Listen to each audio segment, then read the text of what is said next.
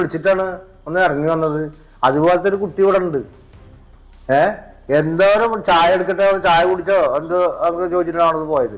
ഈ മോളെന്താ ഇത് ചായ കുടിച്ചിട്ടാണോ വന്നു എന്ന് ചോദിച്ചിട്ട് വന്നത്. അപ്പൊ മനസ്സിലായില്ലേ, ഞാൻ അവിടെ ഇരിക്കുമ്പോ ഒക്കെ കണ്ടതല്ലേ.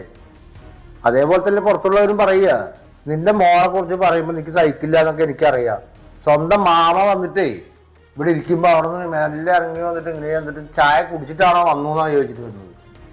ലാസ്റ്റ് അവസാനം കഴിക്കുക മരുമകൾ തന്നെ ഉണ്ടാവുള്ളൂ നോക്കാൻ. മോളൊന്നും അവിടെ എന്തെങ്കിലും പ്രശ്നമൊക്കെ ആയിട്ട് ഇതേപോലെ എന്തെങ്കിലുമൊക്കെ ആയിട്ടാവും ചിലപ്പോൾ നമ്മളെ പ്രശ്നം വന്നാൽ നമ്മളൊന്നും ചെയ്യില്ല കേട്ടോ, എടുക്കൂല.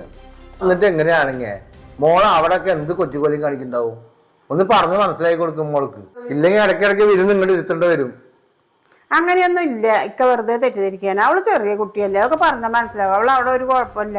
അവിടെ കല്യാണം വിളിക്കാൻ പറഞ്ഞ അമ്മായിമ്മ എന്തൊക്കെ പറയണോ, അവളെ പറ്റി എന്നും കുറ്റം പറച്ചിലേ ഉള്ളൂ. അവള് അവിടെ നിന്ന് കേൾക്കാണ്ടാണ് ഇവിടുന്ന്